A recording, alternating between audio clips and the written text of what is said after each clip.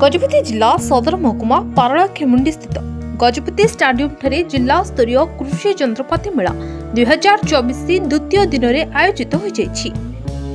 एही कार्यक्रम में उपजिल्लापाल अनूप पंडा मुख्य अतिथि भाव जोग दैथिबा बेले सम्मानित अतिथि भाव जलछाया प्रकल्प निर्देशक सुरेश पटनायक, जिला मुख्य कृषि अधिकारी ए रामप्रसाद पात्र, गुमा ब्लॉक गोष्ठी कृषि अधिकारी नारायण चंद प्रमुख मंचासन रही। स्वागत भाषण और अतिथि परिचय जिला मुख्य कृषि अधिकारी ए रामप्रसाद प्रदान करते। तेबे एही कृषि मेला रे विभिन्न ब्लॉक चाषी भाई भौणी माने उपस्थित रहितले। जिल्लार चाषी और महिला स्वयं सहायिका गोष्ठी को रिहाती मूल्य रे जंत्रपाति जोगाई देबार व्यवस्था करा जायछि। एही जंत्रपाति मेलार मुख्य लक्ष्य हला जिल्लार चाषी उत्पादन क्षेत्र में कम समय रे केमिति अधिकरू अधिक फसल उत्पादन करि पारिबे और राज्य सरकार चाषी उन्नतिर विकास निमंते कृषि यांत्रिक मेला करा जायछि।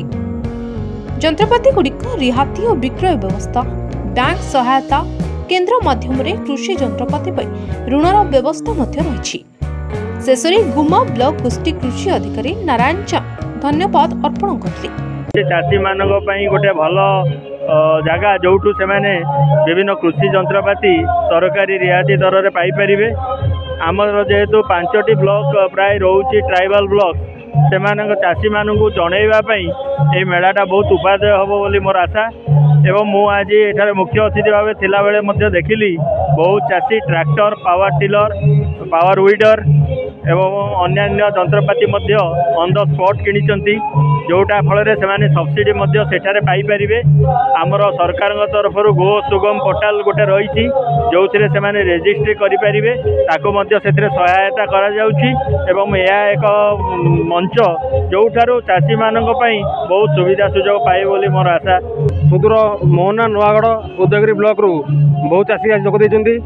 तांको विभिन्न स्टॉल बुलेकी देखाई जना विशेष रिहाती सुलभ दर में जहाँ आमर रोचे जंत्रपाति प्रदान करमती आपंकर हार्वेस्टर हो, पल्वराइजर, थ्रेसर ताकू छाड़ी छोट छोट इक्विपमेंट जमी pump set, wedding machine, spray machine ये सब सुलभ दर में प्रदान कर विशेषकर जो मैंने ST SC वर्गर और महिला मैंने 50% रिहाती प्रदान कर। Gajapati Vivekananda Behera report Hiranchal live. तेरे एभली किसी गुरुत्वपूर्ण खबर देखा चाहती आम चैनल को लाइक, सब्सक्राइब और शेयर करें।